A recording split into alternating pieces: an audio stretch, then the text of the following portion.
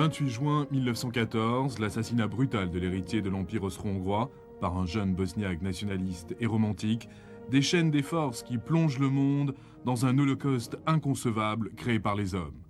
La Première Guerre mondiale, la Grande Guerre.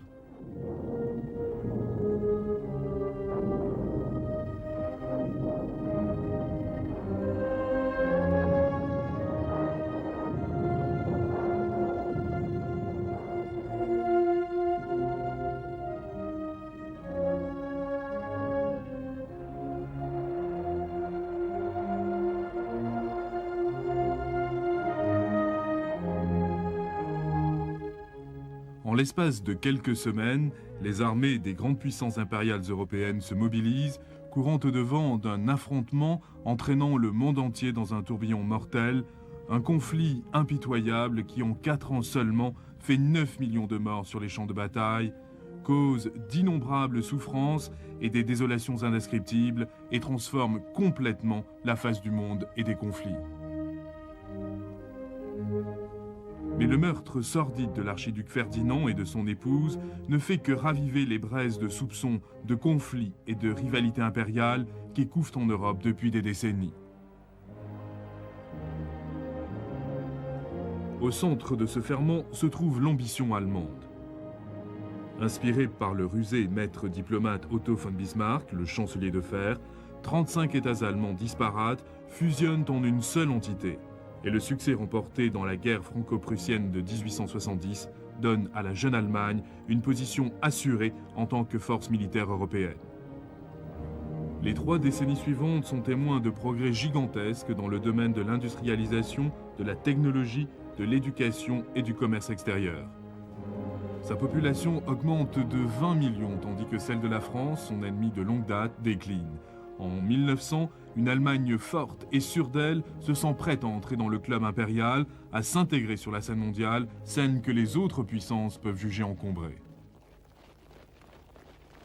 Les autres puissances ont lieu de s'inquiéter lorsque l'empereur Guillaume II oblige Bismarck à démissionner. Bismarck dont la diplomatie vise simplement la défense et la sécurité du Reich naissant. Travailleur et intelligent, mais aussi ambitieux et impulsif, le nouvel empereur endosse le manteau de seigneur de guerre de la caste prussienne militaire, étrangère à la diplomatie, imbue des chimères de la puissance germanique. Cependant, il existe davantage de similitudes que de différences parmi les puissances impériales et leurs classes dirigeantes, état de choses qui aurait dû opposer un rempart à toute idée de conflit. Un cousinage d'empereurs se trouve renforcé par une élite politique et militaire exclusive, tout aussi à l'aise dans les palais somptueux que dans les cercles et les salons de Berlin, Vienne, Pétrograd, Londres ou Paris.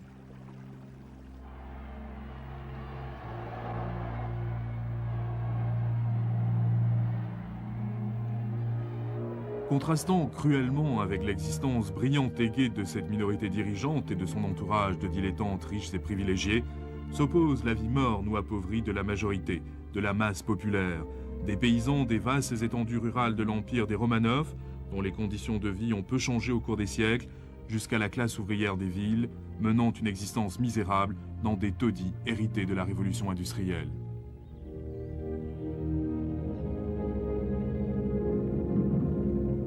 Mais les masses ne sont plus les esclaves d'un féodalisme rigide. L'industrialisation et l'éducation du XIXe siècle et les diverses concessions à la démocratie ont créé un prolétariat industriel qui sait exprimer son mécontentement, impatient de réparer les injustices de l'état actuel des choses. Le spectre du socialisme hante les salons des riches.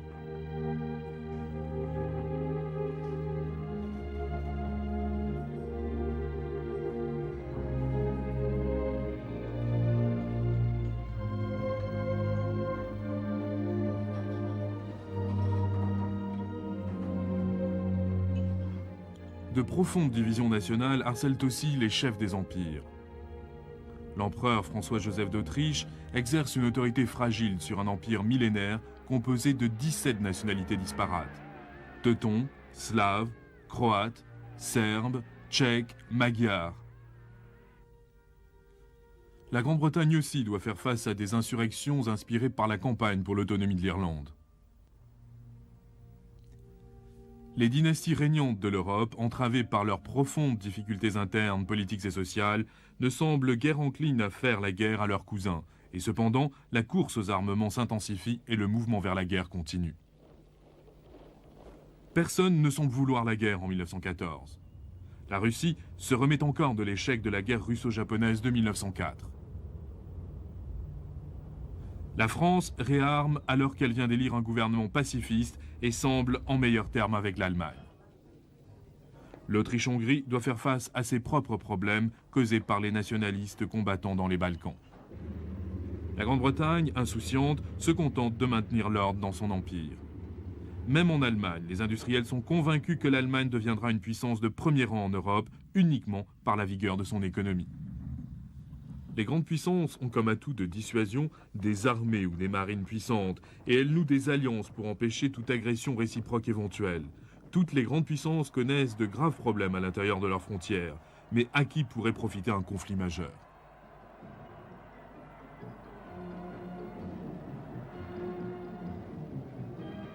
Cependant, en août 1914, le gigantesque jeu d'échecs diplomatique se détériore. Toutes les garanties et tous les équilibres devant préserver la paix en Europe s'effondrent, et les alliances de l'ancienne et subtile diplomatie sont invoquées. L'Allemagne avec l'Autriche-Hongrie et l'entente cordiale entre la Russie, la France et la Grande-Bretagne.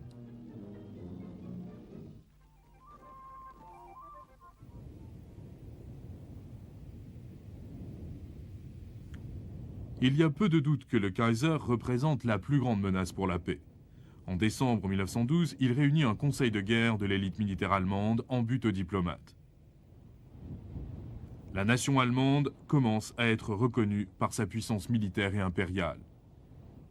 En 1900, l'amiral von Tirpitz prépare un plan de 15 ans exposant un vaste programme de construction navale. Son objectif marquant est de doter l'Empire allemand d'une arme qui peut arracher à la Grande-Bretagne sa juste part de puissance coloniale.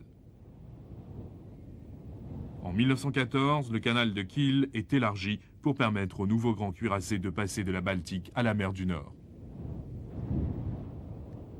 En 1914, l'Allemagne possède une armée de terre remarquablement bien entraînée et commandée par un corps d'officiers formé dans la plus pure tradition prussienne. Enfin, le comte Alfred von Schlieffen donne au Reich un plan de guerre sans pareil, dans le cas où celle-ci serait déclarée. L'Allemagne est enfin prête, sinon impatiente de se battre.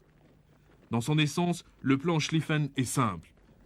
Tandis que 4 armées allemandes joueraient un rôle défensif le long de leurs propres frontières, les 3 autres grandes armées écraseraient la Belgique en une gigantesque poussée en art de cercle, tout en contournant les Français. L'élément de rapidité et de surprise balayerait les Français du terrain. Les armées allemandes pourraient alors se retourner et renforcer leur action de retenue à l'Est contre les Russes, qui seraient longs à se mobiliser. Ce plan apporterait une solution à la grande crainte, une guerre sur 2 fronts.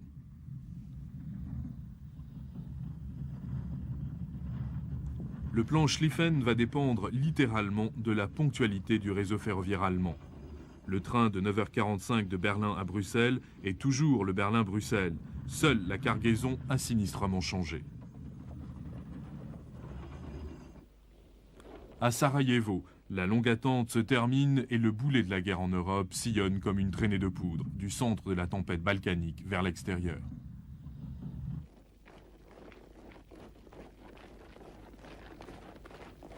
Les ultimatums, les menaces et les contre-menaces s'échangent à travers l'Europe. Mais les dés sont jetés, les ambitions vaines, les obligations, la naïve pression publique ou simplement la peur poussent les grandes puissances au combat les unes après les autres. Des millions de troupes sont conduites par le train vers les zones de combat sous les cris perçants de « à Berlin » ou « à Paris ». Mais atteindre la tête de ligne est une chose, transporter de nombreuses armées jusqu'au front en est une autre. Un fantassin ne va pas plus vite en 1914 qu'un siècle auparavant lors de la confrontation de Waterloo.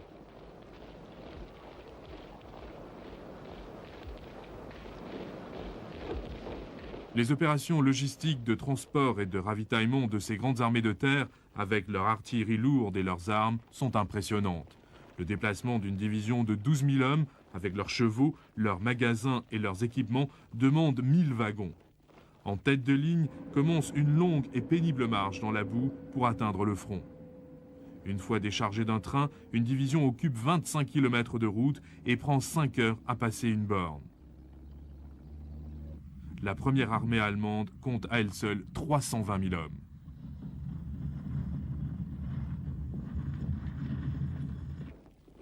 Tandis que l'Allemagne représente le mobile principal de l'action, c'est le système des alliances qui doit déterminer l'échelle du conflit. Les grandes armées, sérieusement constituées pour assurer la sécurité et préserver la paix, assument, une fois engagées, un dynamisme propre et sans retenue.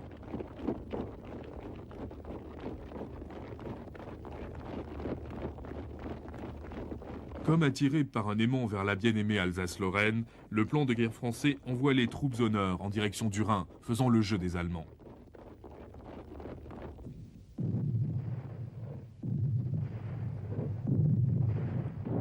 Le 4 août 1914, ne tenant aucun compte de la neutralité de la Belgique, les formidables armées allemandes déferlent au-delà de leurs frontières. Le cauchemar de la Première Guerre mondiale a commencé.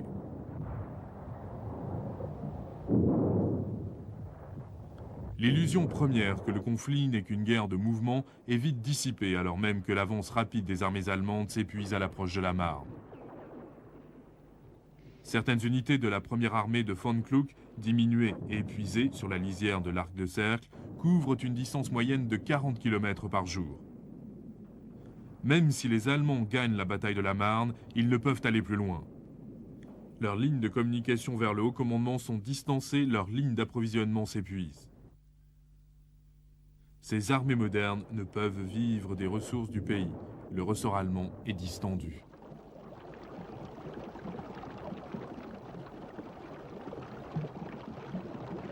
Le plan de Schlieffen a échoué.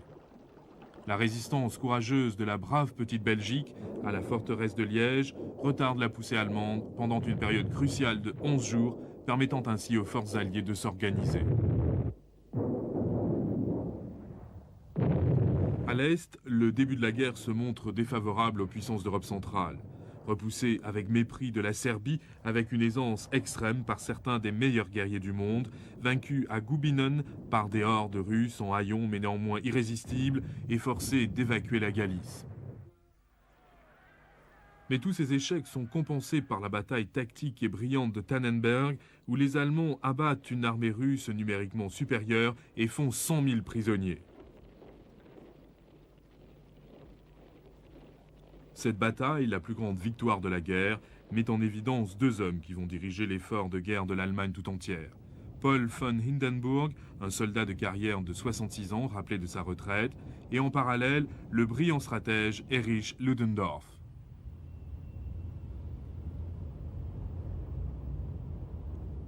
À mesure que les diverses manœuvres d'encerclement au cours des premiers mois sur le front de l'Ouest sont parées et arrêtées, l'échec de la course vers la mer se profile.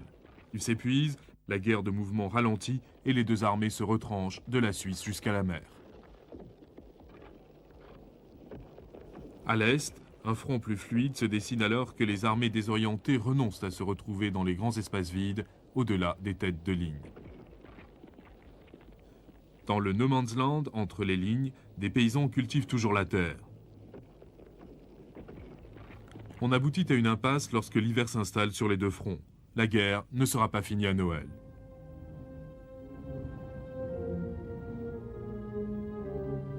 Le coût des opérations militaires de 1914 est stupéfiant. Les morts et les blessés se comptent déjà par millions, et tout le résultat que les armées peuvent retirer de ce carnage se résume à une impasse mortelle qui durera des années.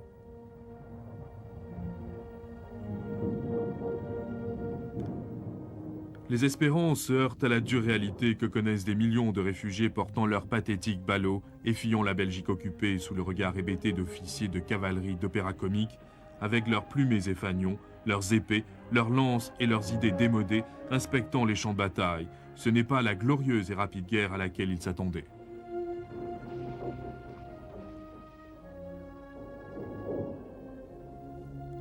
Chacune des nations combattantes est saisie par la folie du mois d'août en 1914, quand les hommes répondent partout à l'appel aux armes en un fervent élan patriotique.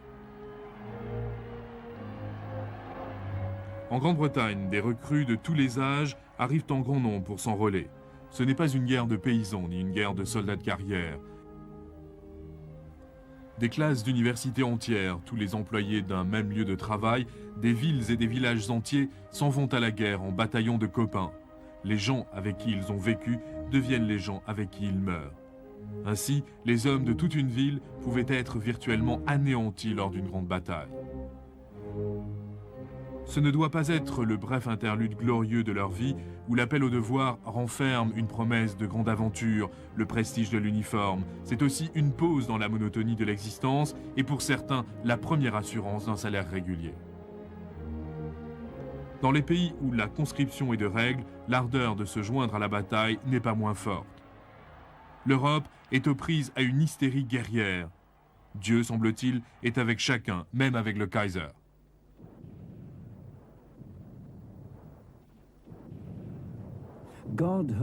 Dieu a entendu le chant et le cri des nations en bataille. God save England et God save the King. Dieu par-ci, Dieu par-là et Dieu partout. Mon Dieu, dit alors Dieu. Que de travail pour nous.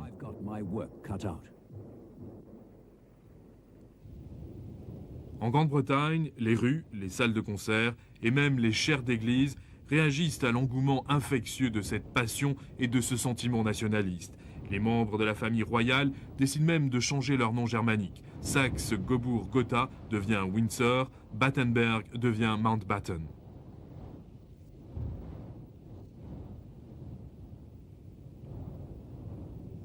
Mais il y a aussi un sinistre aspect à ce zèle populaire, une cruelle xénophobie. La haine pour le Kaiser Guillaume le gangster se mue en outrage et quiconque porte un nom qui semble étranger est victime de la foule. L'étranger devient alors l'ennemi.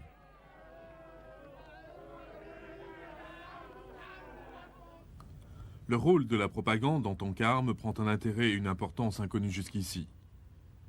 Le développement de la presse populaire prête aux responsables de la propagande les moyens de véhiculer leur message simplifié, un message à sensation, chauviniste et rarement fidèle à la réalité. L'image de l'ennemi dépeint tel un monstre est avidement absorbée par un public assoiffé de bataille, tandis que l'idée de guerre héroïque et glorieuse est renforcée par la présentation d'une vérité déformée quand il s'agit des cruelles réalités.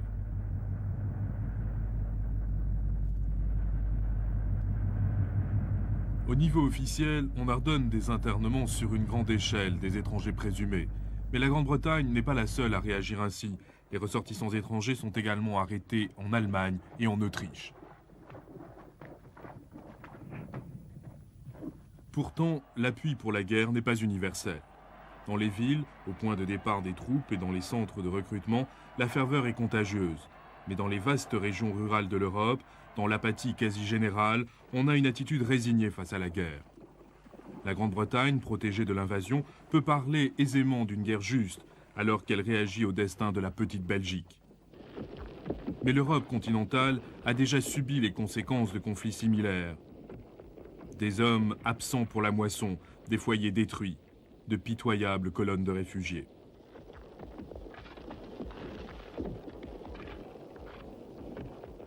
La guerre qui se prolonge cause des problèmes gigantesques pour les hommes politiques. En Grande-Bretagne en particulier, l'économie doit être mise sur le pied de guerre pour assurer des vivres aux soldats affamés. Le recrutement continu laisse de graves lacunes dans la main-d'œuvre industrielle. Le gouvernement se rend compte trop tard qu'il a perdu les précieux ouvriers des mines et de la sidérurgie qui sont partis au front dans la vague d'enthousiasme initial et il s'efforce en vain de les rappeler avant qu'il ne soit trop tard.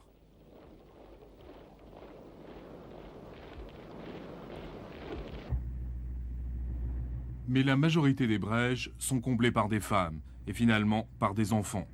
Légalisation cynique d'une pratique devenue habituelle depuis longtemps dans les familles très pauvres. Tandis que les suffragettes de la classe moyenne saluent l'accroissement de la main-d'œuvre féminine comme un nouvel acquis en faveur de l'émancipation, la vérité bien connue de la classe ouvrière est qu'il s'agit simplement d'un travail supplémentaire.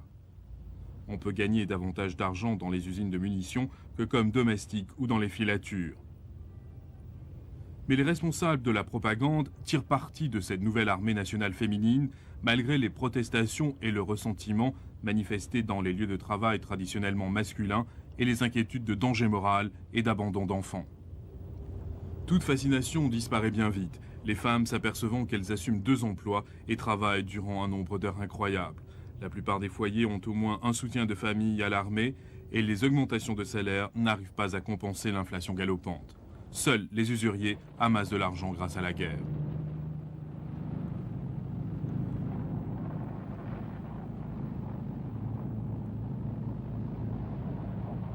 Heureusement pour les hommes politiques, surtout en Allemagne, la trêve entre les classes tient bon et le Kaiser peut prononcer ces quelques mots avec gratitude devant le Reichstag à majorité socialiste. Je ne vois pas de partis ici, seulement des Allemands. Dans cet esprit initial de coopération et d'unité, les mécanismes de la guerre sont bien huilés et la guerre continue.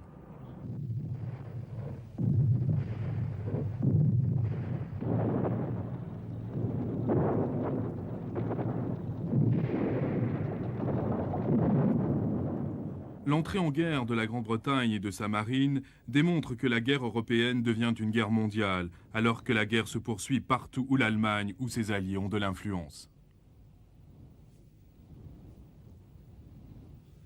La marine britannique transporte des troupes à son gré et la grande flotte allemande est impuissante face à elle. L'Empire britannique domine les mers.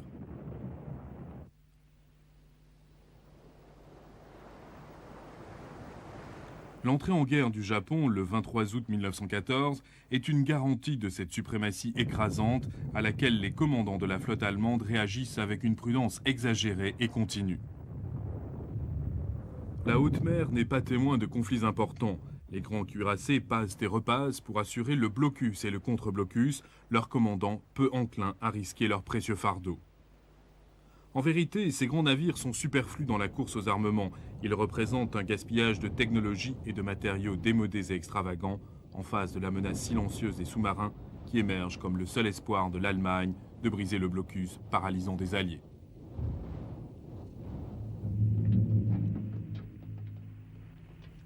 Une attaque sous-marine isolée a un effet politique profond sur la guerre.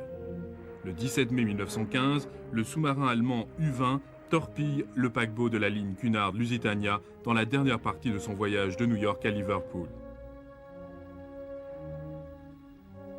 1198 hommes, femmes et enfants parmi les 2000 passagers, y compris des Américains, périssent dans le naufrage.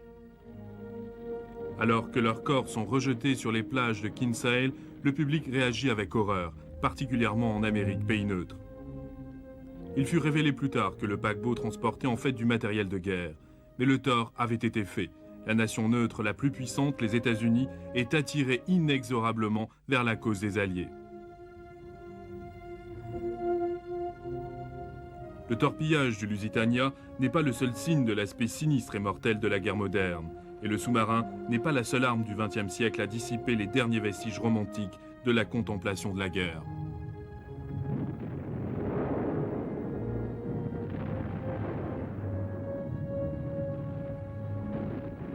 L'impasse où se trouve le front de l'Ouest en 1915 est loin d'être sans perte.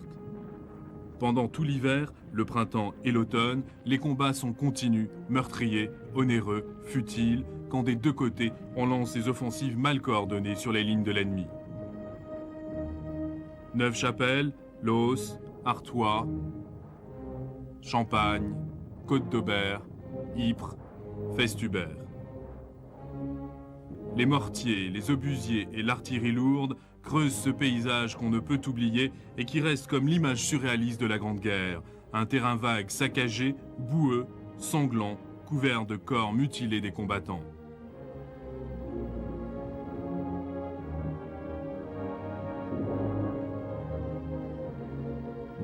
Chaque soldat ne connaît que sa propre guerre.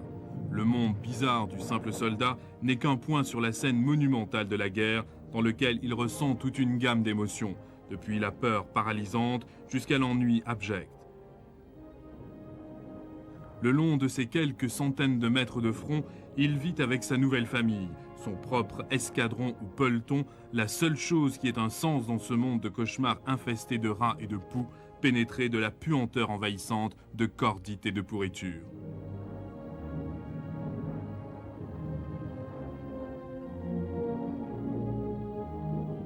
Contrairement aux mythes qui persistent encore, seul un quart du temps s'est passé dans les tranchées du front, mais ce temps bannit toute description pour l'éternité.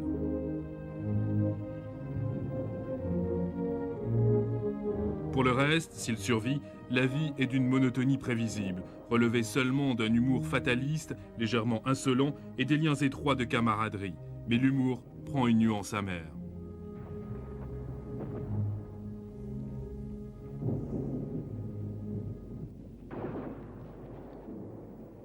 Bonjour, a dit le général, rencontré la semaine dernière en chemin vers le front. Maintenant, la plupart des soldats qu'il saluait en souriant sont morts, et nous maudissons son état-major, salauds incompétents. Harry grommelait à Jack, drôle d'original, en marchant d'un pas lourd vers Arras, fusil et équipement sur le dos. Mais ils ont été fichus tous deux par son plan d'attaque.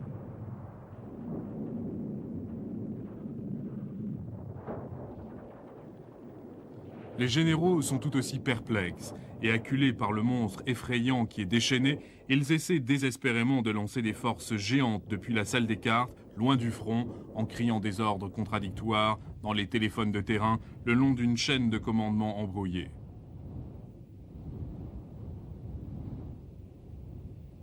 Les communications sont épouvantables, un méli-mélo de messagers, de pigeons voyageurs et de fusées éclairantes, la plupart des lignes téléphoniques coupées par des tirs de barrage.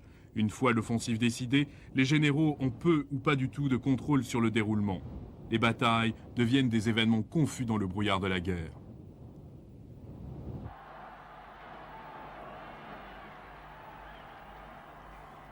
Cependant, le phénomène de solidarité nationale, au milieu d'une saignée et de souffrances effroyables, tient bon, malgré quelques faibles manifestations de mécontentement. L'opinion publique, attisée par la presse et une propagande à sensation, attribue les qualités de demi-dieu au chef militaire. Hindenburg, Kitchener et Joffre personnifient la volonté de remporter la victoire pour leur pays.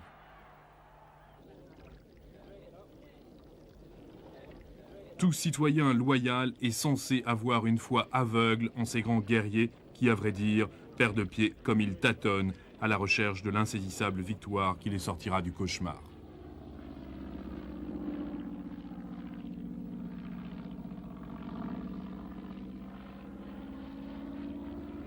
Comme les fragiles biplans apparaissent au-dessus de la fumée de la bataille, une nouvelle dimension est ajoutée à la guerre, embryon qui conduit seulement 30 ans après aux horreurs de Hiroshima, la guerre aérienne.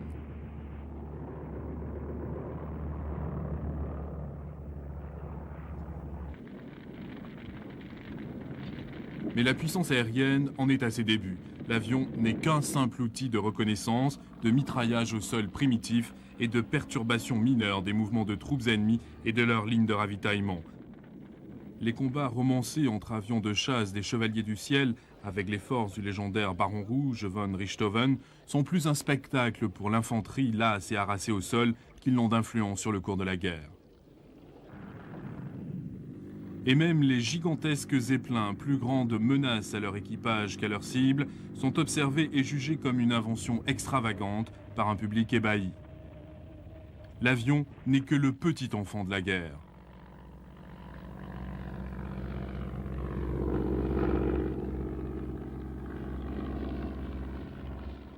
Tandis que le va-et-vient continue sur le front de l'Est pendant toute l'année 1915, l'entrée en guerre des Italiens du côté des Alliés, au mois de mai, ouvre tout un nouveau front dans le Tyrol et une nouvelle forme de stratégie basée sur la maxime « qui tient les hauteurs, tient les vallées ».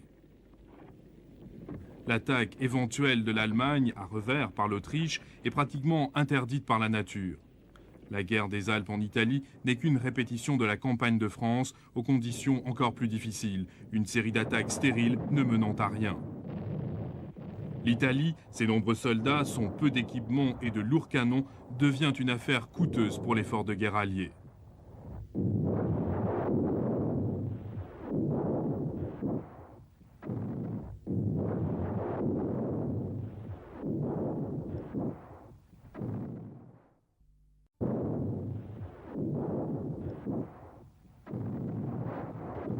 En septembre 1915, Foxy Ferdinand de Bulgarie, voisin de la Serbie, s'allie secrètement avec l'Allemagne. Et en octobre, les Britanniques et les Français débarquent à Salonique, dans la Grèce neutre.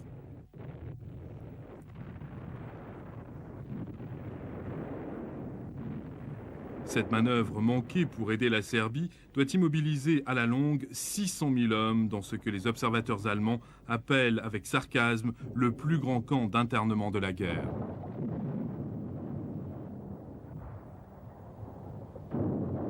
La Turquie se révèle aussi comme une saignée sur les ressources alliées, réclamant de plus en plus de troupes impériales pour les campagnes de Mésopotamie et des Dardanelles.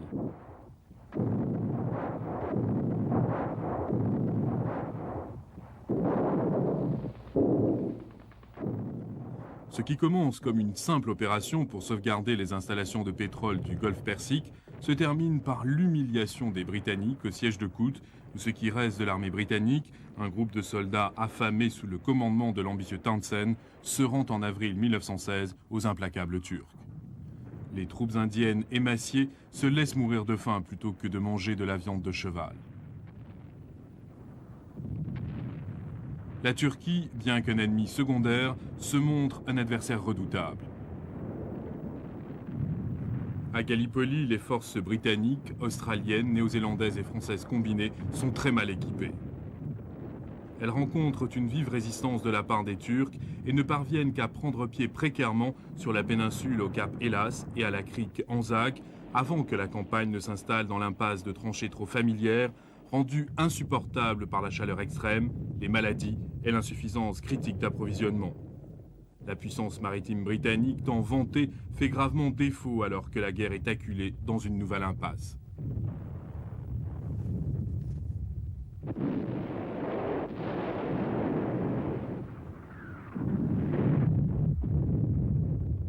Au début de l'année 1916, les dernières troupes sont évacuées de Gallipoli en un repli tactique brillant, terminant la tragédie des Dardanelles. Fausse manœuvre terrible, bien que magnifique. Une action décisive aurait pu forcer la Turquie à sortir de la guerre. La route commerciale vers la Russie aurait été dégagée et un nouveau front aurait même été ouvert contre l'Allemagne. Mais le détroit de la mer Noire reste bloqué et la Russie isolée de ses alliés de l'Ouest. Les survivants de Gallipoli laissent derrière eux 200 000 camarades disparus, victimes de la maladie comme du conflit. L'architecte du fiasco, Winston Churchill, ne regagne pas sa réputation pendant toute la durée de la guerre.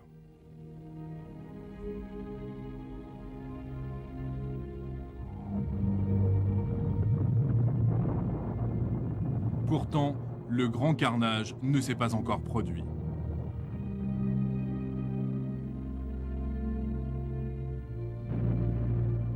La guerre s'aggrave, envahissant tous les secteurs de la vie économique, politique et sociale. La guerre devient dangereuse pour l'élite dirigeante dont la mauvaise gestion et la faiblesse sautent aux yeux.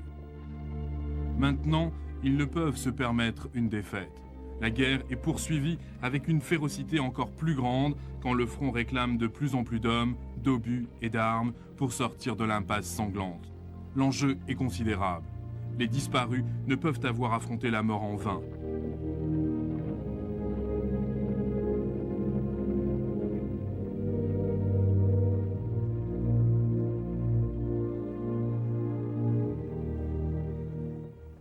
De cette campagne résolue sur le front de l'Ouest résultent 3 batailles qui deviennent le symbole de la Première Guerre mondiale, du carnage effrayant, des opérations qui ne mènent à rien. Verdun, la Somme et Passchendaele.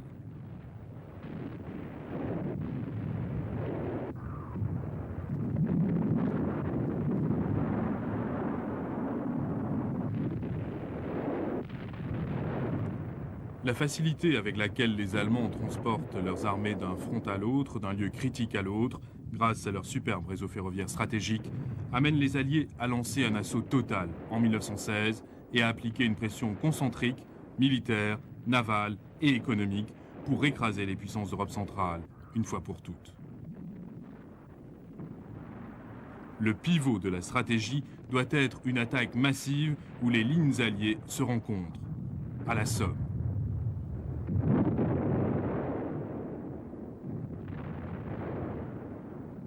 Mais l'Allemagne a son propre plan. Un assaut sur une cible, symbole cher aux Français qu'ils sont obligés de défendre jusqu'au bout, les forteresses de Verdun.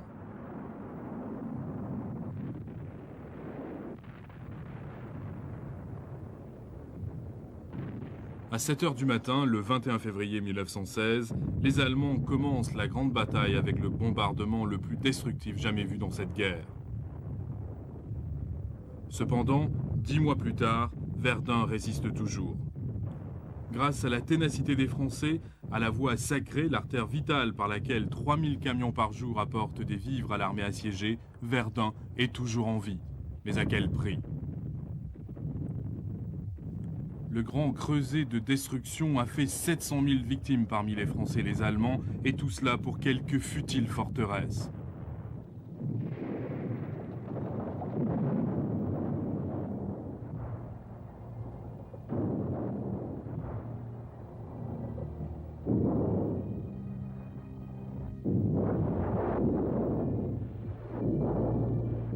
Et la folie continue. Avec le siège de Verdun, la Somme a perdu toute valeur stratégique en tant que champ de bataille.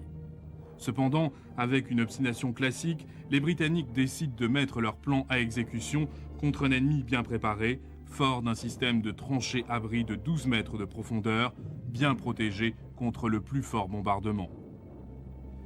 Il est inconcevable que cette ligne puisse être forcée. Et cependant, le 1er juillet, après 8 jours de tirs de barrage sans effet, la 4e armée britannique monte au front en ordre parfait. Vague après vague, les troupes d'infanterie quittent leurs tranchées un matin de juillet ensoleillé pour aller s'empêtrer avec un équipement lourd dans les fils de fer enchevêtrés et s'embourber dans les cratères et les fondrières creusées par le bombardement.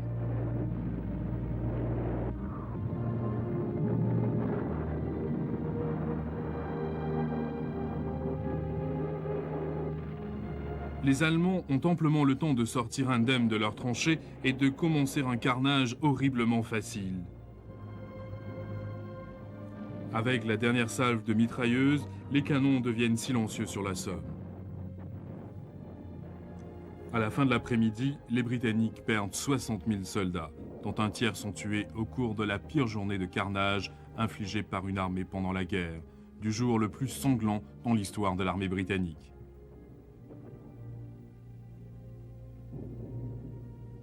Trois jours s'écoulent avant que tous les blessés puissent être ramenés dans des douleurs intenses du champ de tuerie. Et pourtant, pendant 6 mois encore, le bain de sang continue, avec une indifférence presque criminelle de la part des généraux qui refusent de renoncer à leur vantardise ou changer quoi que ce soit à la rigueur de leur plan. C'est la guerre selon les règles, une tentative de contrôle des incertitudes et des confusions de la guerre en refusant simplement de les reconnaître. Au 13 novembre, la vanité obstinée des deux camps cause 1 million de morts et de blessés.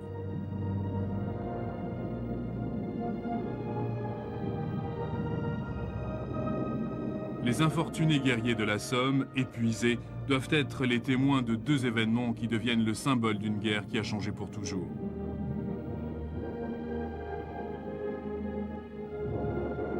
Le 14 juillet, dans une soudaine attaque matinale du front allemand, les lignes sont occupées sur 8 km. Puis survient cette échappée traditionnelle dont rêve tout général britannique. L'infanterie est témoin d'un spectacle unique sur le front de l'Ouest. 3 divisions de cavalerie galopant vers la brèche, au son du clairon, les fanions au vent, les lances étincelantes. La vision glorieuse s'écroule alors que les mitrailleuses ouvrent le feu.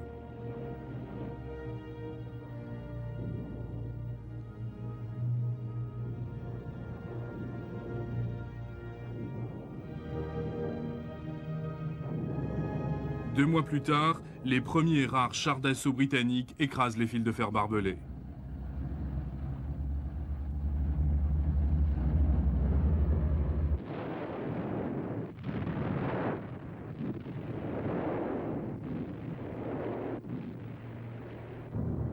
L'idéalisme périt sur la Somme. Les volontaires enthousiastes ne le sont plus.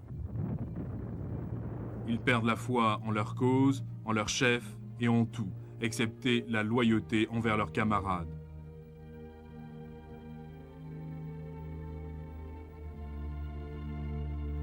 Les populations civiles sentent la guerre se rapprocher. Parmi les victimes se trouvent non pas des héros lointains, mais leurs amis, leurs parents, leurs proches.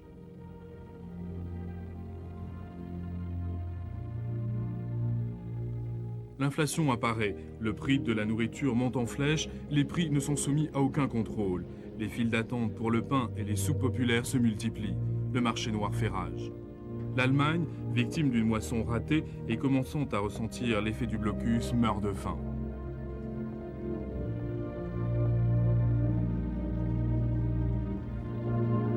Mais malgré les privations qui pénètrent dans la vie d'un nombre toujours plus grand de la population, en Grande-Bretagne, les riches peuvent toujours se permettre des divertissements. Sans doute ferment-ils une aile de leur demeure pour économiser le combustible, ou perdent-ils quelques domestiques allant travailler dans les usines de munitions, mais il y a toujours Ascot et le Derby, même si la gaieté de Paris leur est interdite.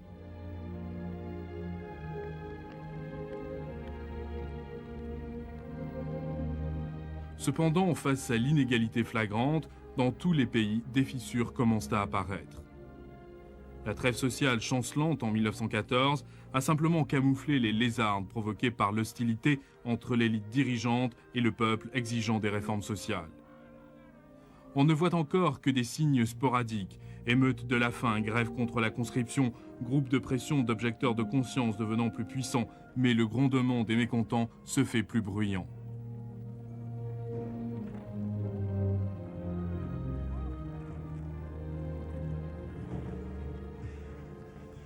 Les troubles nationalistes alimentent ce feu caché.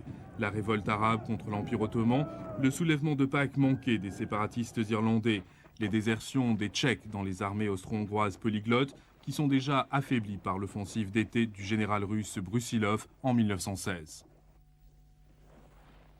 Cette offensive a des conséquences politiques d'une portée considérable. Les armées des Habsbourg perdent leur enthousiasme pour la lutte. L'unité, la loyauté et la cohésion disparaissent.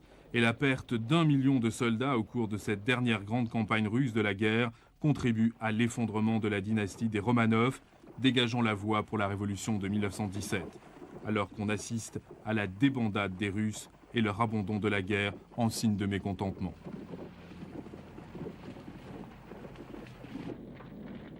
En novembre 1916, le vieil empereur au dessein tragique, François-Joseph d'Autriche, s'éteint, signalant la fin d'une époque comme l'ouvrage de sa vie s'écroulait, l'empire pour lequel il a combattu et conspiré, déchiré par la guerre et l'insurrection. Avec lui, l'ancienne Europe disparaît à jamais.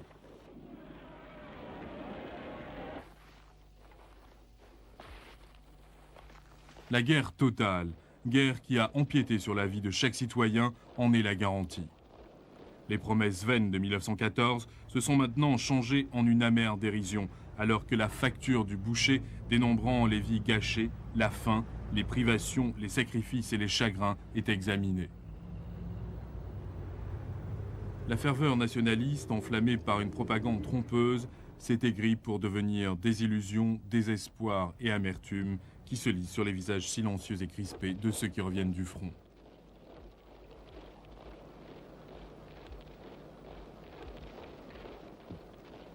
On me demande où je suis allé, ce que j'ai fait, ce que j'ai vu.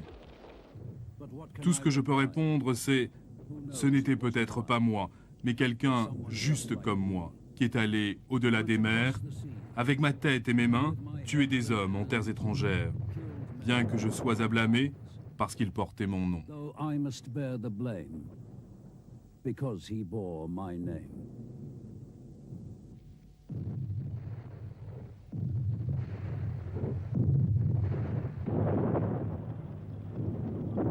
Mais il n'y aura pas de paix ni de compromis. La conscription remplit les vides laissés par les disparus et les nations combattantes se serrent la ceinture et remplissent leurs arsenaux pour une autre année de guerre encore, une guerre d'engins encore plus diabolique pour mutiler, pour tuer, inspirée de la nouvelle technologie humaine, le sous-marin, le char et le plus obscène et redouté de tous, le gaz asphyxiant.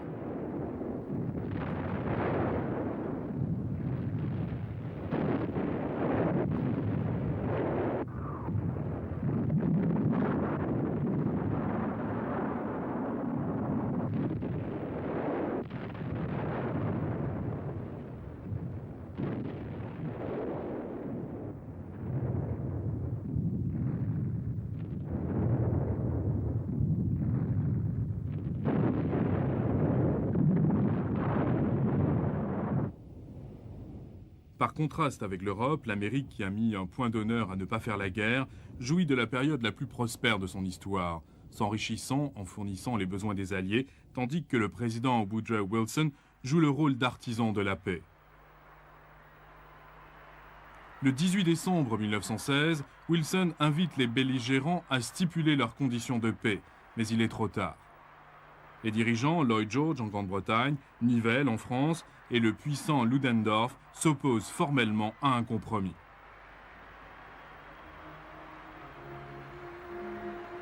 Les Alliés sont alors résolus à entraîner les États-Unis dans la guerre. Il ne faut qu'un dernier appel à l'idéalisme américain pour porter ces vastes ressources du côté des Alliés. Les Yankees arriveront bientôt et la guerre continuera.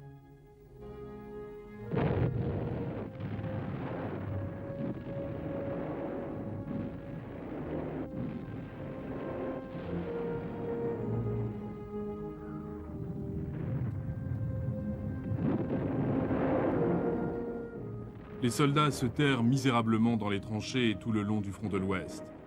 Au cœur de ce troisième hiver glacial, ils doivent méditer avec tristesse sur la promesse vaine de 1914. On leur avait dit alors qu'ils seraient rentrés à la maison pour Noël. On ne leur avait pas précisé lequel.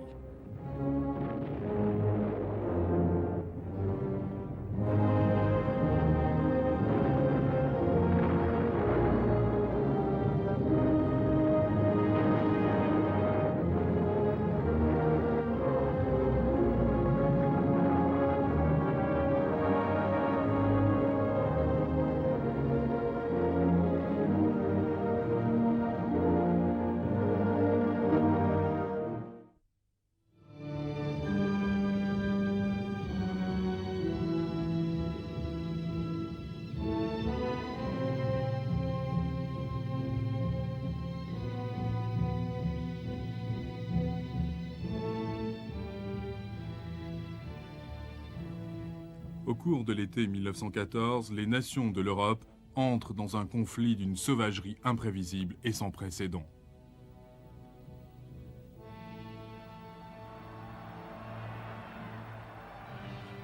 Le mouvement vers la guerre est inexorable et pourtant la guerre aurait pu être évitée.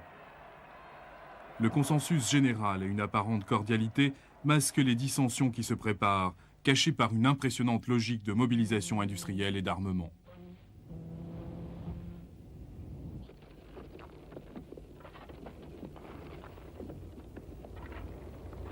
Du centre de la tempête balkanique, les vents de la guerre se déchaînent vers l'extérieur, engouffrant les nations les unes après les autres. Dans un tourbillon de rumeurs, de menaces et de diplomatie frénétique, les grandes puissances mobilisent leurs troupes en marche vers la guerre.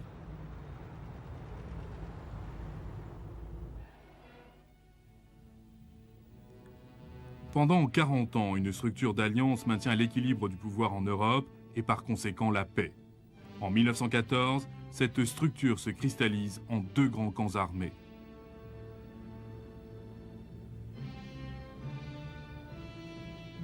En Europe centrale, l'Allemagne et l'Autriche-Hongrie s'allient à la Turquie.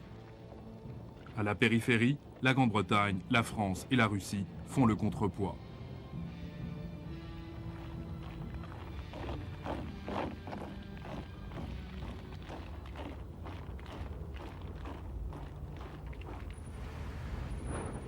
Depuis la guerre franco-prussienne de 1871, les chefs militaires, les progressistes comme les réactionnaires, se mettent tous d'accord sur un point.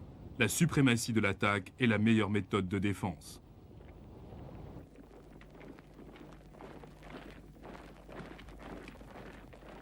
La mobilisation des Russes à l'appui de leurs intérêts dans les Balkans provoque une peur panique parmi les puissances d'Europe centrale. Craignant une guerre sur deux fronts, les Allemands élaborent depuis longtemps une stratégie de mobilisation rapide et d'avance fulgurante à travers la Belgique pour pénétrer en France. En contournant l'armée française et en encerclant Paris par l'ouest, les Allemands projettent l'élimination rapide de la France. Toute menace sérieuse de ce côté est donc écartée. C'est ainsi qu'un système d'alliance conçu pour maintenir la paix, combiné avec des philosophies militaires en faveur de l'attaque, pousse l'Europe toujours plus près pour finalement la précipiter dans la guerre.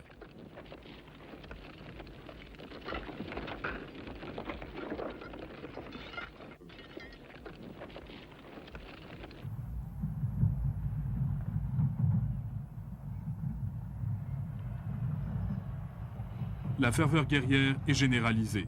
Chaque nation entre en guerre croyant le faire au titre de la légitime défense. Et à la perspective de nobles sacrifices, d'aventures et de gloire, vient s'ajouter la conviction d'une vertu morale. On voit partout des démonstrations d'unité nationale. Le patriotisme est exacerbé par la propagande. Les conflits intérieurs se dissipent dans un nouvel esprit de conciliation et de compromis. Il y a un sentiment universel de vertu et une certitude que tout sera réglé très vite.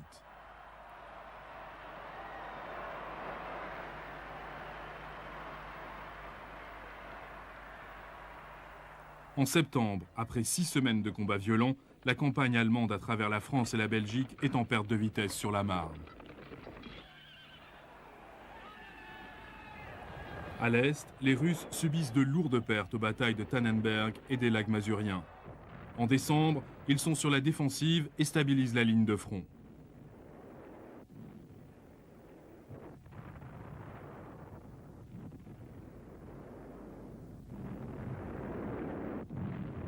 En France, la guerre dégénère en un futile massacre, rendu encore plus terrible par un bombardement incessant. Les deux camps combattent pour regagner l'initiative et reprendre la guerre de mouvement. Face à une impasse en France et face à une pause inquiétante sur le front de l'Est, les Alliés obtiennent l'intervention de l'Italie grâce à des promesses de gains territoriaux en Autriche et dans les Balkans. Mais la contribution des Italiens se montre insuffisante pour affronter les puissances d'Europe centrale ou pour forcer l'impasse militaire en retirant des forces des autres fronts.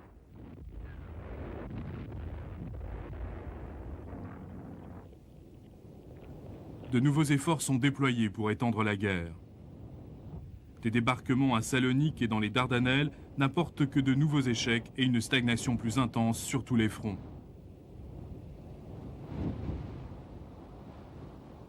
On essaie de faire porter le fardeau de la guerre aux populations civiles. Les flottes de haute mer de la Grande-Bretagne et de la France imposent un blocus de leurs ennemis continentaux.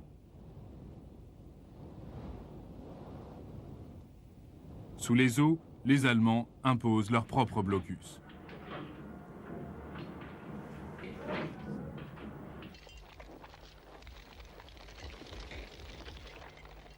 Les pertes en hommes sur le front se multiplient et parallèlement les privations s'intensifient dans le pays. À la pénurie croissante viennent s'ajouter les exigences insistantes de l'industrie. Le flot des armes a pour but de rétablir la guerre de mouvement, mais il produit l'effet contraire.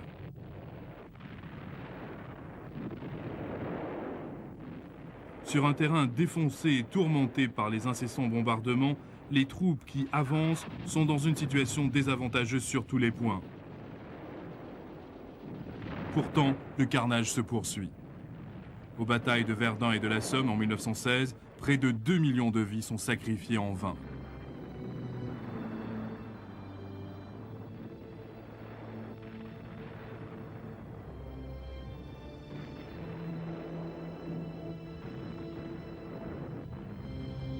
Cette stagnation ne renferme guère d'espoir de solution pacifique. La guerre, qui avait commencé en une bataille de survie, développe son propre dynamisme incontrôlable. L'apparition sur la scène politique de Hindenburg et de Ludendorff en Allemagne, de Lloyd George en Grande-Bretagne et de Clémenceau en France marque un durcissement des attitudes et une impasse politique aussi absolue que n'importe quelle impasse militaire.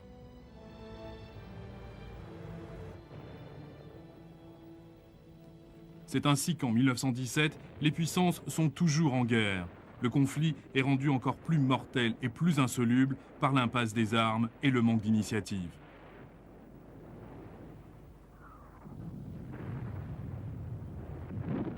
Sur chaque champ de bataille, des luttes mornes reflètent la détresse grandissante et l'épuisement total des hommes et des nations.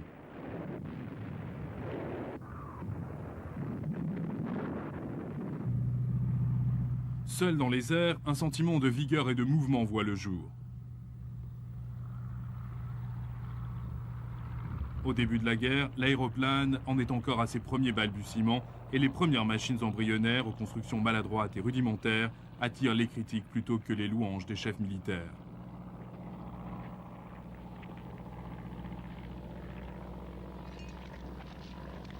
Cependant, dans les premiers mois de la guerre, ils prouvent leur valeur et justifient amplement les investissements qui leur sont accordés de mauvaise grâce. Les aviateurs britanniques sont les premiers à faire connaître les mouvements des Allemands vers Mons et la Marne, permettant ainsi de prendre des mesures pour arrêter leur avance.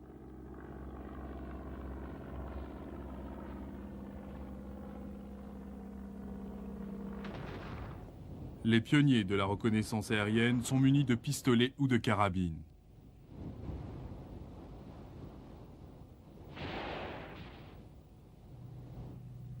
Ces armes sont ensuite remplacées par des mitrailleuses montées à l'arrière de l'appareil ou en une position leur permettant de faire feu à l'avant au-dessus de l'hélice.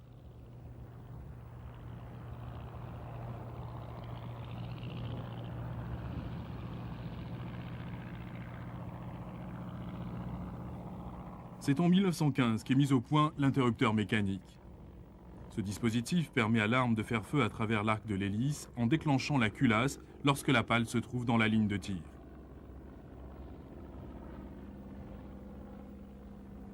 Cette invention permet de lancer le premier appareil de chasse véritable.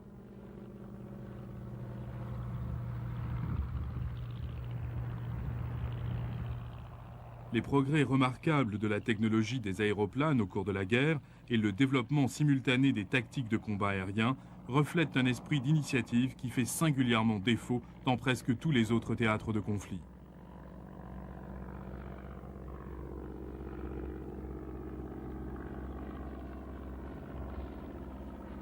Ayant prouvé leur valeur dans le domaine de la reconnaissance, les premiers aviateurs s'assureront par la suite que les hostilités seront menées avec autant de véhémence dans les airs que sur terre, puisque le contrôle du ciel au-dessus des tranchées décide du contrôle des renseignements militaires.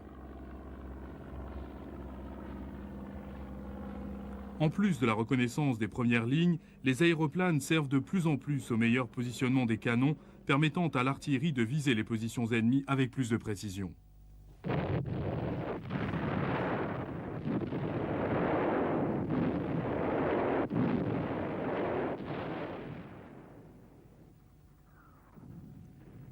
À partir de ces débuts primitifs devaient évoluer les premiers bombardiers spécialisés et le commencement de ce qui va devenir une controverse sans fin entre le bombardement tactique et le bombardement stratégique.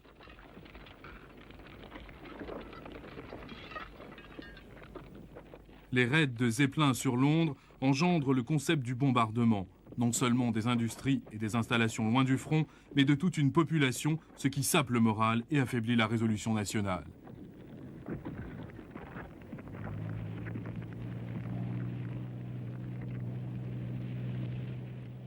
Le rôle en évolution des aéroplanes conduit à des spécialisations et des divergences par la production de différents modèles destinés à des usages variés. En 1917, on assiste à la mise au point des premiers bombardiers à longue portée. Parmi eux, le remarquable Gotha, un avion bimoteur à hélice propulsive qui reprend en grande partie le rôle du Zeppelin en bombardant Londres par intermittence de 1917 jusqu'à la fin de la guerre.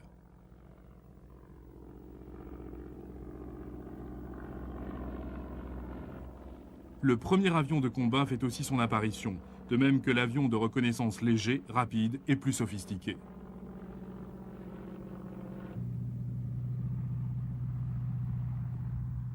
De grands progrès voient le jour dans le développement de formations spécialisées, alors que les deux camps cherchent à résoudre les nouveaux problèmes de la défense aérienne. En même temps que les ballons de barrage, les canons antiaériens font leur apparition. Au début, les canons de campagne de l'armée sont munis d'affûts à forte déviation, mais ils sont accompagnés bientôt d'armes spécialisées lançant des obus munis de fusées à retardement.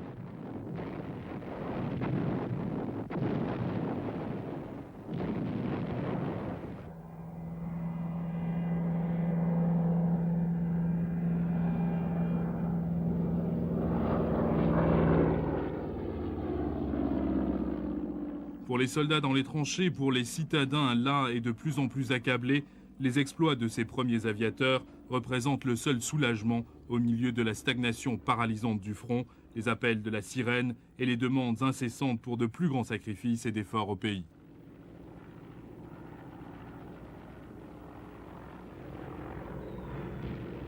Survolant les armées qui se morfondent dans la boue envahissante, ils tiennent la promesse illusoire qui a tant galvanisé les nations pendant l'été de 1914, la promesse d'aventure, de nobles combats, d'actions héroïques.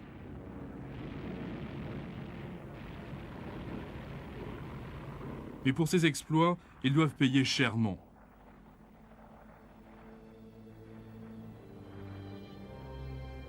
En un mois, en 1917, sur le front de l'Ouest, les Britanniques seuls perdent 316 pilotes et observateurs et 224 avions. À cette époque, presque un tiers de leur entière force d'opération.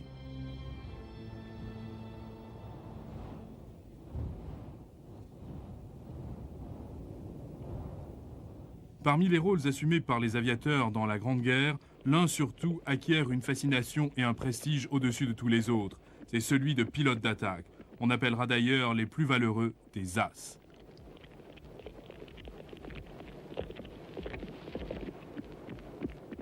Parmi eux se trouvent des noms destinés à figurer pour toujours dans les annales de la guerre. Manfred von Richthofen, le Baron Rouge, Major Mick Manock du Royal Flying Corps, le pilote d'attaque et as canadien Billy Bishop, et un autre qui doit mettre sa réputation au service de l'infamie dans une autre guerre, l'as allemand Hermann Göring.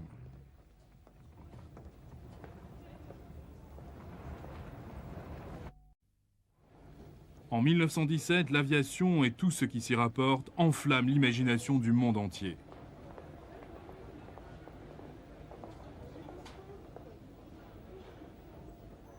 Les progrès réalisés dans d'autres domaines sont plus lents et souvent l'objet d'intrigues politiques. Mais une de ces innovations est déjà testée et mise à l'épreuve à la bataille de la Somme en 1916. Bien que rejeté comme une absurdité lors de sa première apparition, en 1917, le char de combat est reconnu comme une formidable arme de guerre. La seule arme, en fait, qui semble capable de faire évoluer la situation sur le front.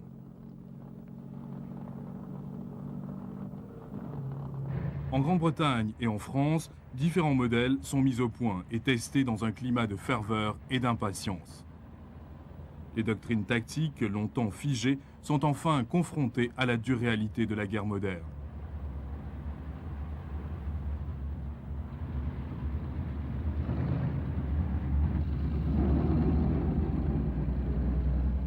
Cependant, tandis que ces machines offrent la possibilité de sortir de l'impasse sur le front, elles contribuent aussi à l'industrialisation grandissante de la guerre, combat tout aussi crucial malgré son éloignement géographique du champ de bataille.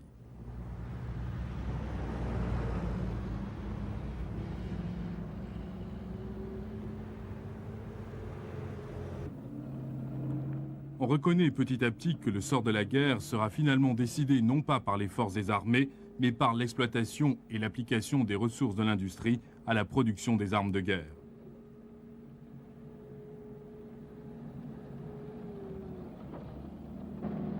Le nombre de soldats n'est plus considéré comme aussi important que le nombre de chars, de canons et d'aéroplanes.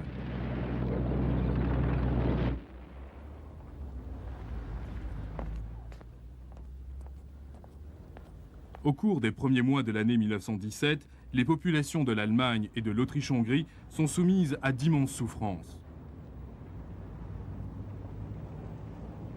De maigres moissons en 1915 et 1916 et le blocus des Alliés contribuent à la misère d'un hiver rigoureux où la faim et la malnutrition des citoyens contrastent lugubrement, comme en d'autres pays, avec la richesse évidente des profiteurs de la guerre.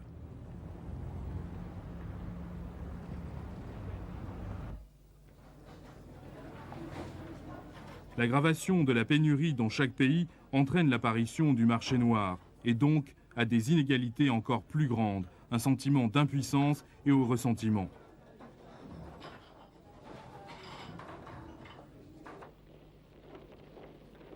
Les industriels aussi retirent des bénéfices énormes de l'insatiable demande d'armes. Et partout, le fardeau tombe infailliblement sur les pauvres et les faibles.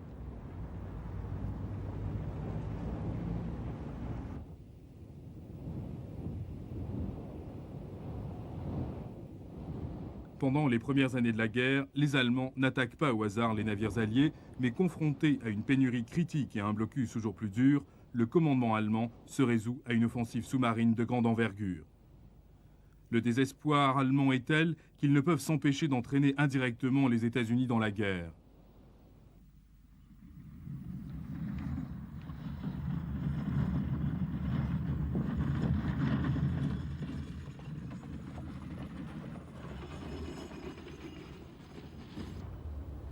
Mais c'est surtout en Russie que se font sentir les fardeaux de la guerre.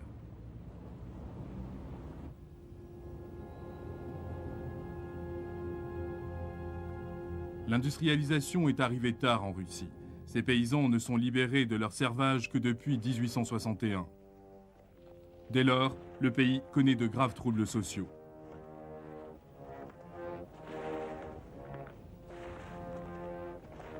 La rationalisation de l'agriculture et l'apparition d'agriculteurs indépendants accélèrent l'exode des paysans déjà considérable vers les zones urbaines. Le prolétariat déraciné et affamé envahit les villes.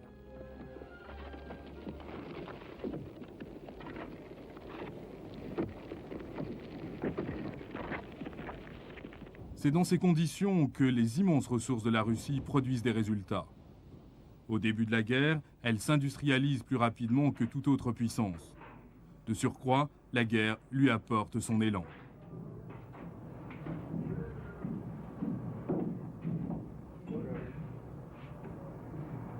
Au cours des premières années de la guerre, la Russie subit une transformation industrielle inégalée par son ampleur et son intensité. Sa production de matériel de guerre augmente de façon spectaculaire.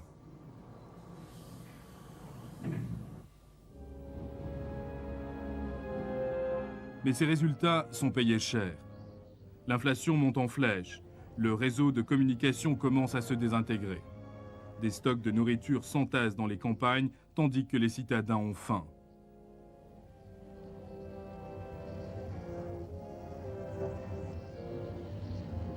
Aucune perspective de victoire, ni aucun accord de paix aussi éloigné soit-il, ne permet de soulager les privations subies par les populations civiles. En 1917, l'économie russe chancelante est au bord de l'abîme. Sa population civile, tout comme son armée, traumatisée, démoralisée, perplexe.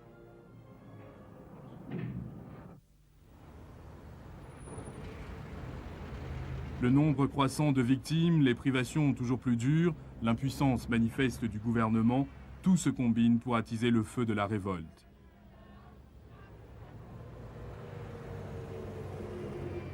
Les grèves et les manifestations balaient Saint-Pétersbourg.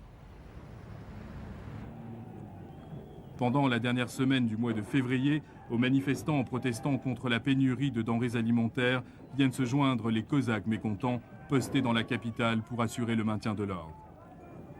Un soviet des travailleurs et des représentants des soldats est mis sur pied.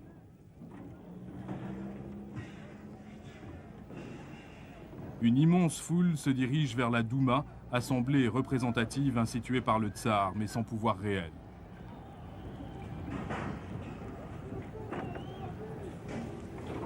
En présence d'une foule aigrie et potentiellement dangereuse, et en l'absence complète d'une quelconque autorité, la Douma réagit en nommant un gouvernement provisoire.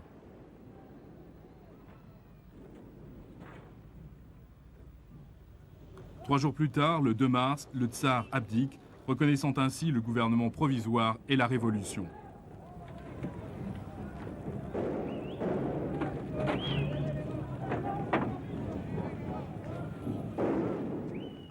Le 6 avril, les États-Unis déclarent la guerre à l'Allemagne. L'offensive de grande envergure des sous-marins allemands rend leur intervention inévitable. Le déclenchement de la guerre délivre l'Amérique de la récession, entraînant l'essor de son économie en 1915 et 1916, alors qu'elle subvient aux besoins des nations en guerre.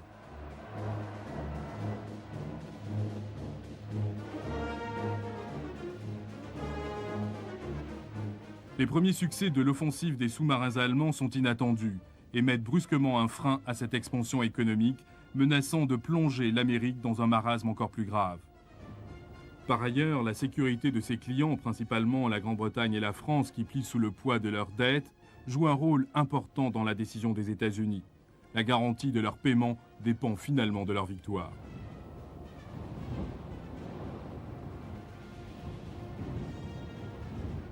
Cependant, l'entrée en guerre des États-Unis n'est pas inspirée simplement par ses âpres calculs économiques. La guerre des sous-marins va à l'encontre des valeurs morales américaines et la révolution russe, par sa promesse de démocratie, permet aux Américains de considérer le conflit comme une guerre entre les peuples libres et les empires autocrates des puissances de l'Europe centrale.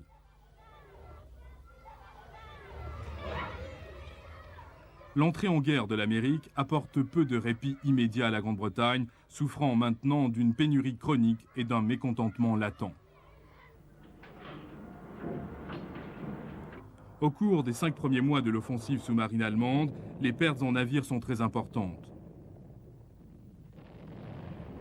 Au cours du seul mois d'avril, un navire sur 4 qui appareille ne revient jamais. Il semble que la Grande-Bretagne est elle-même menacée par l'ultime catastrophe, un sort qu'elle voulait infliger à l'Allemagne, la famine qui entraîne la défaite.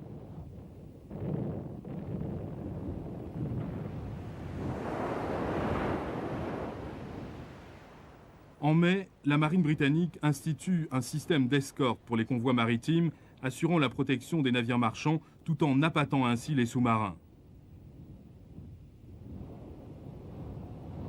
Ce système de convoi brise en fait la force de l'offensive sous-marine allemande. La mise au point d'appareils d'écoute hydrophonique et de grenades sous-marines contribue à faire tourner la chance du côté des Alliés dans la bataille de l'Atlantique, assurant ainsi une autre année de guerre sur terre, sur mer et dans les airs.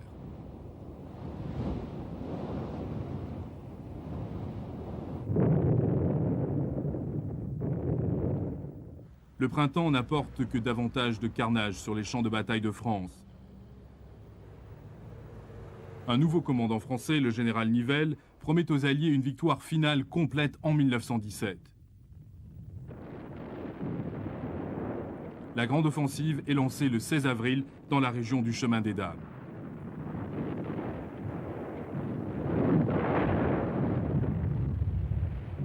Dès le début, l'attaque est un désastre.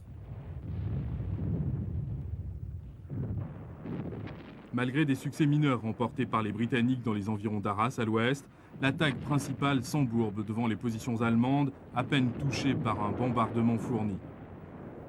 Le soir, Nivelle n'avançait que de 500 mètres, au prix de pertes effrayantes. Le mois suivant, Nivelle persiste dans son offensive. Il obtient sa promotion en promettant la victoire. Il doit donc absolument tenir sa promesse pour éviter un désastre personnel.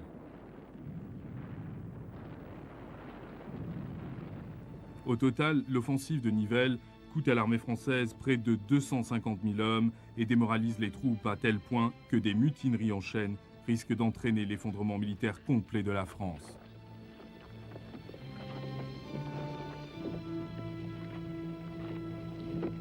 En mai, l'offensive finit par s'essouffler. Comparé aux pertes, les gains paraissent insignifiants. Pour l'infanterie française, il semble que ce sacrifice ait été entièrement vain.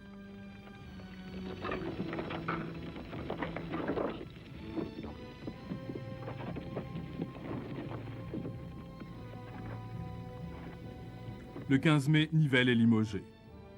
Son remplaçant, le général Pétain, doit faire face à l'immense tâche qui consiste à rétablir l'ordre et le moral de ses armées épuisées.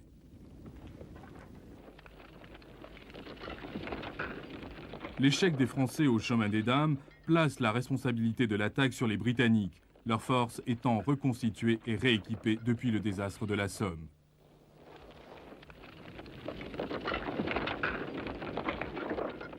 Pour alléger le fardeau pesant sur les Français et remporter une victoire purement britannique, le général Haig décide d'attaquer dans les Flandres pendant l'été.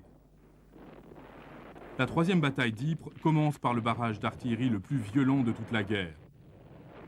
Le bombardement durera 2 semaines sans succès réel, mais faisant du terrain une mer de boue presque infranchissable et livrant tous les avantages aux Allemands sur la défensive.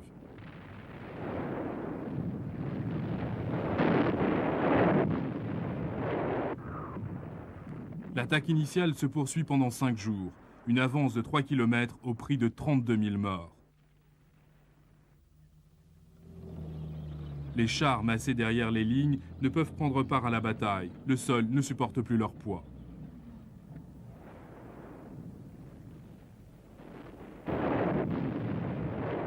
Le 6 août, Haig reprend son offensive et renouvelle ses attaques en septembre et en octobre.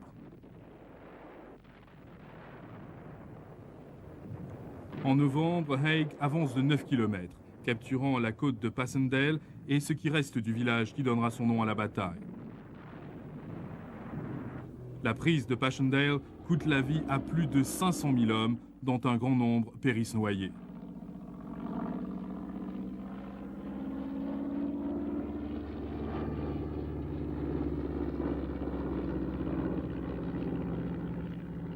En Russie, la situation se détériore.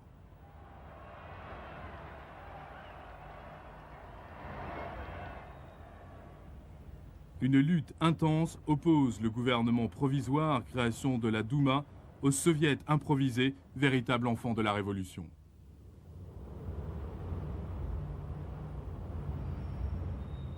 La personnalité remarquable d'Alexandre Kerensky domine ces deux conseils. Idéaliste, charismatique, il se résout à consolider la nouvelle démocratie russe. Pour cela, Kerensky croit devoir honorer les engagements de la Russie à l'étranger et, en continuant la guerre, obtenir un accord honorable pour son pays.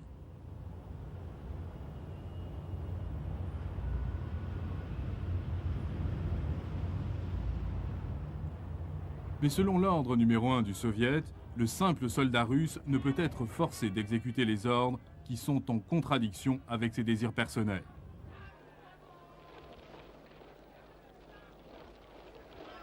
La discipline s'effondre complètement sur le front.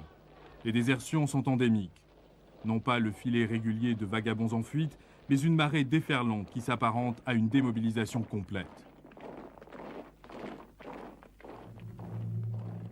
D'autres forces plus insidieuses menacent Kerensky.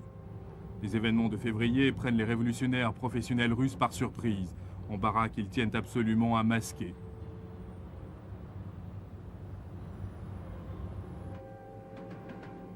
À l'époque, le chef des bolcheviks, Lénine, se trouve en Suisse. Les Allemands prennent alors conscience qu'il ignore presque tout de la crise qui secoue son pays. Voyant en Lénine l'instrument avec lequel ils peuvent non seulement renverser Kerensky, mais aussi précipiter la Russie tout entière dans la catastrophe, ils envoient celui-ci secrètement en Russie via l'Allemagne. Des fonds lui parviennent par leurs agents pour financer sa mission.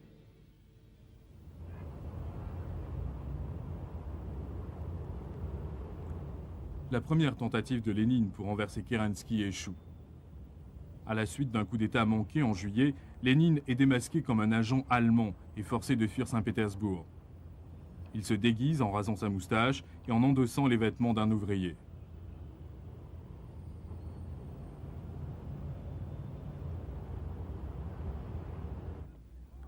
Caché en Finlande, Lénine continue à comploter contre Kerensky, exhortant ses partisans à saisir les positions clés dans le Soviet et ainsi élargir le gouffre existant entre le Soviet et le gouvernement.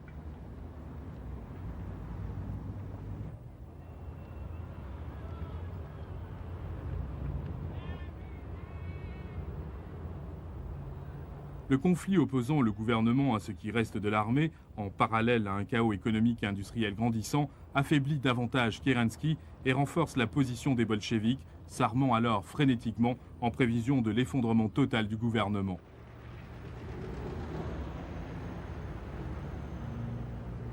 Le matin du 27 octobre, tandis que Kerensky essaie de mobiliser des partisans dans les campagnes, le palais d'hiver est pillé par les bolcheviks qui proclament la chute du gouvernement provisoire.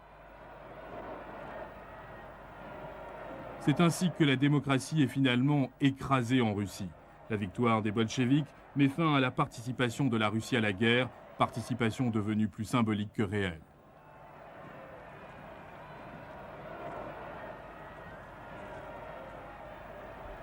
La paix de Brest-Litovsk, signée au début de l'année 1918, permet à l'Allemagne de transférer des divisions à l'ouest et de rassembler ses forces pour une dernière grande offensive.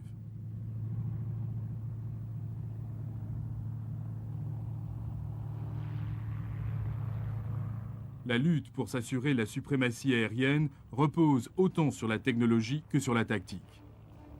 Les progrès remarquables des premières années de la guerre acquièrent des raffinements subtils au cours de la dernière année. Une légère amélioration de structure ou de la puissance du moteur, augmentant la vitesse d'un appareil ou donnant un avantage distinct à sa performance, peut lui permettre immédiatement de surpasser la machine d'un adversaire, transformant pratiquement l'aéroplane en une arme mortelle. Le Sopwith Camel assure la supériorité des Britanniques en 1917, mais l'arrivée de l'incomparable Fokker Mark 7 en 1918 rend aux Allemands la suprématie aérienne.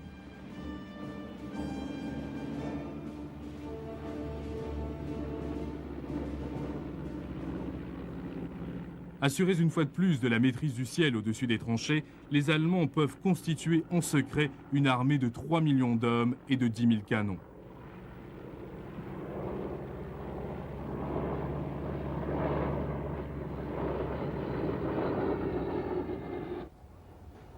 Le plan de Ludendorff est de déclencher une offensive fulgurante le long d'un front de 60 km.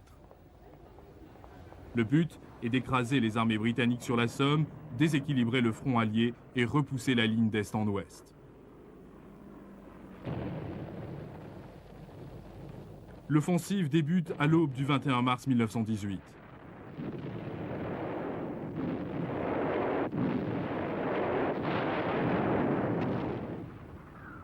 Après un bombardement bref mais destructeur, les Allemands avancent protégés par un nuage épais de brouillard matinal.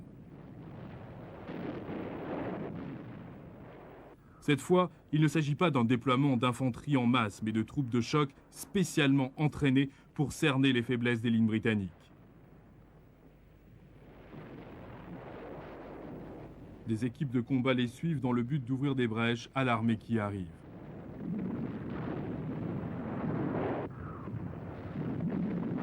Ces tactiques sont complètement nouvelles, tactiques d'avance éclair et d'encerclement rapide.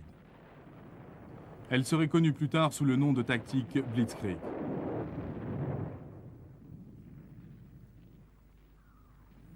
En 1918, elles sont dévastatrices.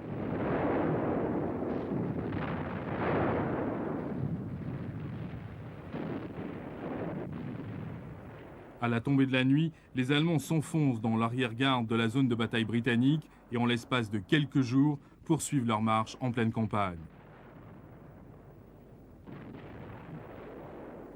Des milliers de soldats britanniques sont tout simplement dépassés.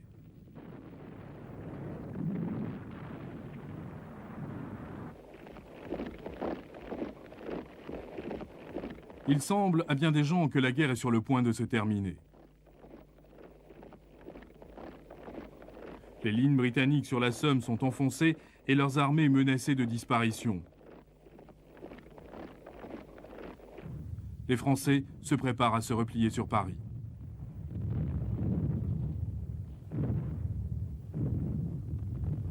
Mais au dernier moment, le désastre est évité. Non pas par un miracle militaire, mais en plaçant l'armée britannique sous le commandement du maréchal Foch, unifiant ainsi le commandement et engageant les Français à appuyer l'armée britannique. Au début du mois d'avril, l'avance éclair des Allemands commence à s'affaiblir. Bien que pratiquement en déroute, les Britanniques et les Français ont recours à leurs réserves mobilisées à la hâte. Par contre, les Allemands sont sur le point d'épuiser les leurs.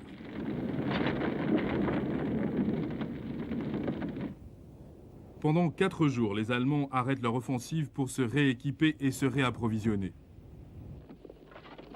Les deux camps savent que la guerre entre maintenant dans une phase décisive. Les troupes américaines arrivent enfin en nombre suffisant pour faire pencher la balance. Si seulement les Alliés peuvent braver l'orage allemand, la guerre sera finalement gagnée.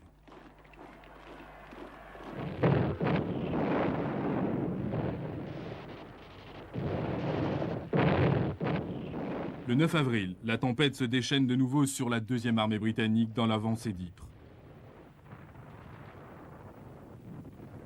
De nouveau, les Allemands envahissent la zone de bataille britannique, progressant en certains endroits de 20 km.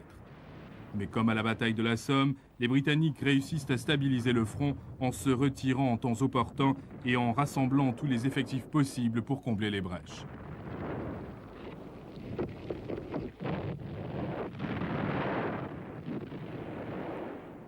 Repoussée au centre et à l'ouest du front, l'attaque se détourne vers les lignes françaises le long du chemin des Dames. Le 3 juin, les Allemands déferlent sur ces lieux. Ils avancent impitoyablement de 60 km vers la Marne. Mais là, les Allemands reçoivent sans embâge leur premier avertissement sur ce qui les attend. La route de Paris est bloquée, non pas par les Français, mais par les Américains.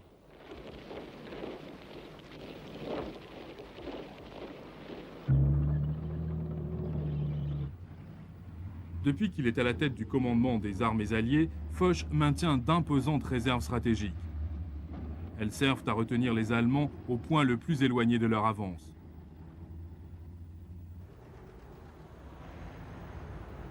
Pendant tout le mois de juillet, le front résiste et la menace sur Paris est contenue sur la Marne.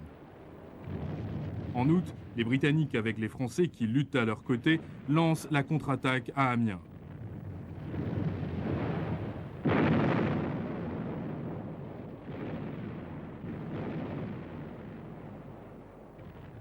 Jusqu'ici, les chars n'ont jamais été employés avec succès. Depuis les batailles de la Somme en 1916, où les chars se sont lamentablement embourbés, leurs immenses avantages ont été gaspillés par une incompétence tactique et une réticence obstinée à les traiter autrement que comme des équipements superflus et coûteux.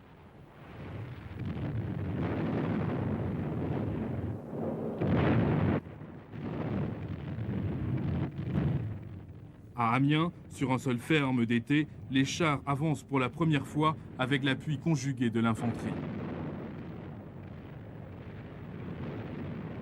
Pour une fois, ils ne sont pas annoncés par l'habituel martèlement interminable des canons.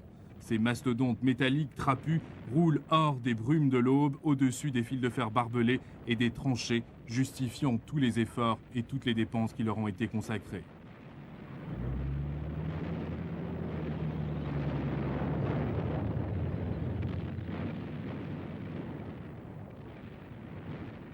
Dans la soirée, les chars sont à 11 km de leur ligne de départ. 15 000 Allemands sont faits prisonniers et bien davantage tués ou blessés.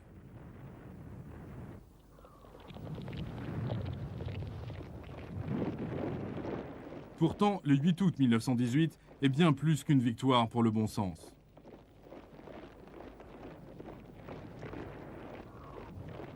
Ludendorff l'appellera le jour sombre des armées allemandes, le jour où l'Allemagne perd la guerre.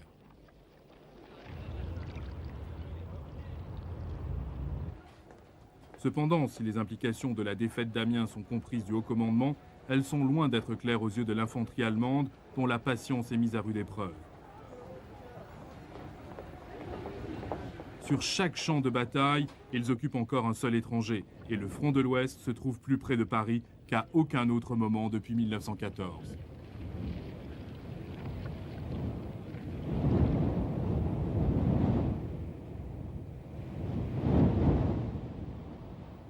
Mais le flux continu des troupes et des armes américaines assure que Paris restera pour toujours au-delà de la portée de l'Allemagne, alors qu'aux immenses flottes de la Grande-Bretagne et de la France s'ajoute celle de l'Amérique, transformant le blocus en étau d'acier toujours plus resserré.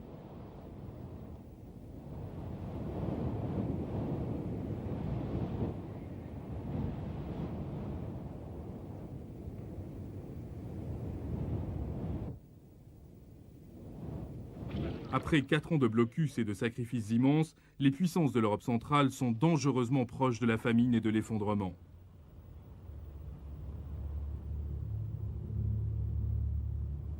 La capitulation de la Bulgarie en septembre 1918 apporte encore plus d'isolation et de privation.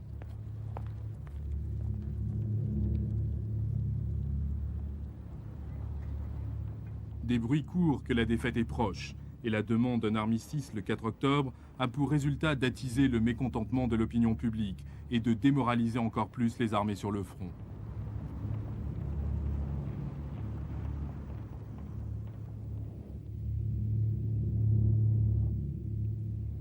Face à la puissance militaire croissante des Alliés sur terre, en mer et dans les airs, les Alliés de l'Allemagne vacillent puis s'écroulent. L'effondrement interne de l'Autriche-Hongrie en octobre et sa capitulation le 2 novembre laissent l'étau d'acier se refermer sur une Allemagne totalement isolée.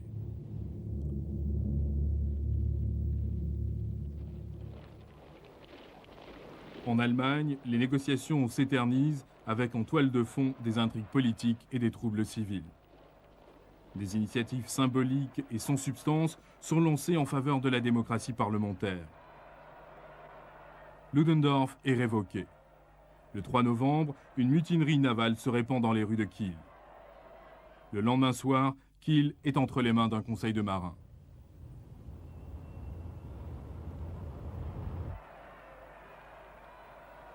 La révolte se propage à Hambourg, Brême, Wilhelmshaven, Cologne. La révolution infligée à la Russie grâce à des complots allemands menace à présent l'Allemagne elle-même.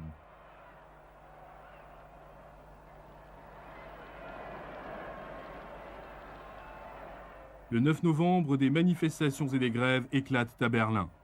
Le Reichstag annonce l'abdication du Kaiser et l'établissement d'une république allemande. Le dirigeant social-démocrate Friedrich Ebert est nommé chancelier. L'affolement, la confusion et le spectre d'une révolution sanglante s'emparent de l'Allemagne. Plus rien n'importe maintenant que le rapatriement des soldats.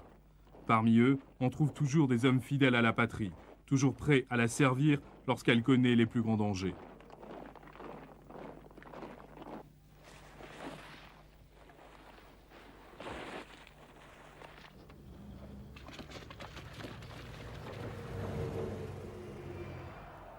Le 10 novembre, les dirigeants de l'Allemagne acceptent sans autre forme de procès les conditions présentées par les Alliés et le jour suivant, le 11 novembre 1918, la Grande Guerre prend fin.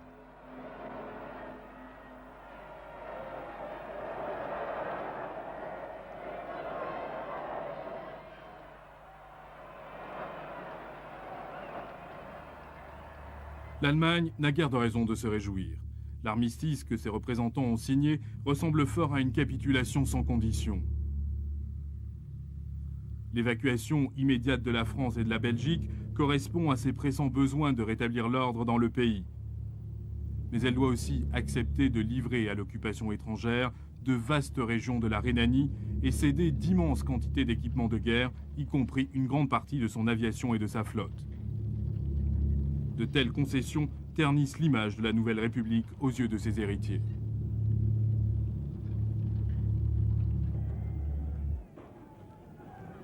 En 1919, l'Allemagne est toujours en proie à la faim, au chaos et à la guerre civile. Pour s'assurer que leurs conditions sont respectées, les puissances alliées maintiennent leur blocus naval durant le printemps et l'été de la même année, transformant les privations en temps de guerre en famine de temps de paix.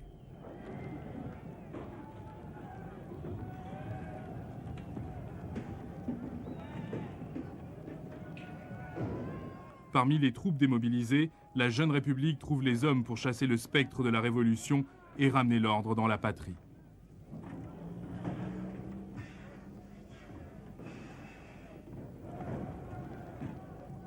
On les nomme le Freikorps, une milice volontaire d'anciens combattants.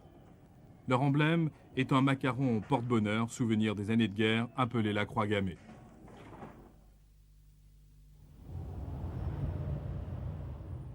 Les puissances victorieuses se réunissent à Versailles pour décider des conditions de la paix.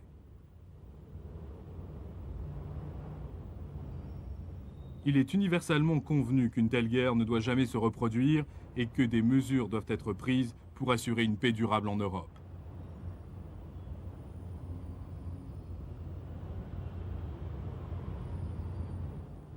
L'Allemagne doit être punie. Ses forces armées réduites à un niveau à peine suffisant pour maintenir l'ordre en temps de paix. Les vainqueurs doivent se partager ses colonies et certaines parties de son territoire national. Mais il reste aussi la question des réparations, des dédommagements pour les dégâts matériels causés. Ces questions sont importantes pour les négociateurs de Versailles.